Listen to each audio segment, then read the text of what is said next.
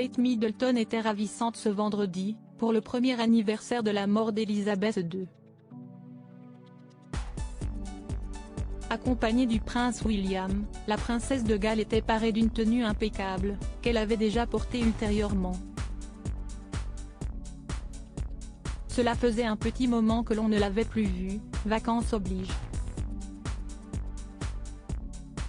Si elle avait été aperçue à Balmoral à la fin de sa parenthèse estivale il y a quelques jours, ainsi qu'à un festival, sa dernière apparition officielle remonte au 16 juillet dernier, à l'occasion de la finale de Wimbledon.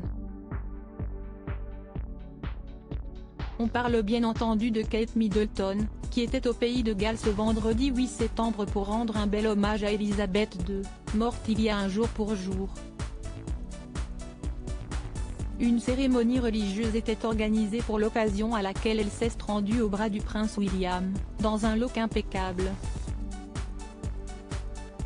Une tenue qui a dû procurer chez certains un sentiment de déjà-vu, et si est bien normal.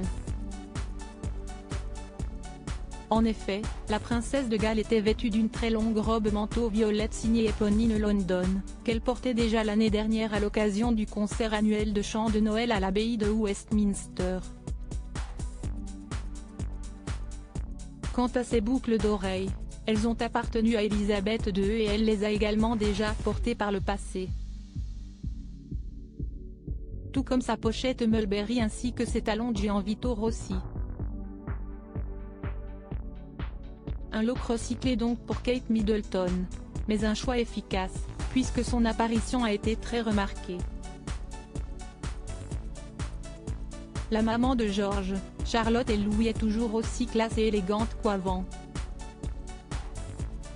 N'en déplaise à une célèbre spécialiste de la mode qui a récemment critiqué le look de la princesse, a noté qu'avant d'assister au service religieux, le prince William et Kate Middleton ont tenu à rendre hommage à la défunte monarque via un post sur Instagram.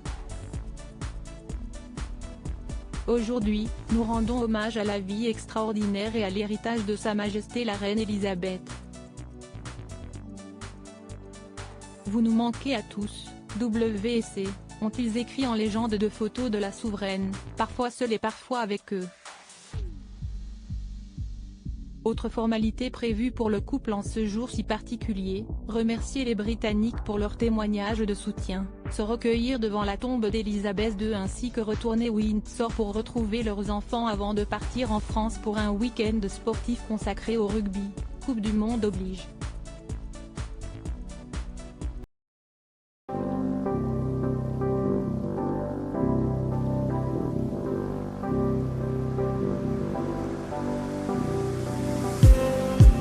Just need some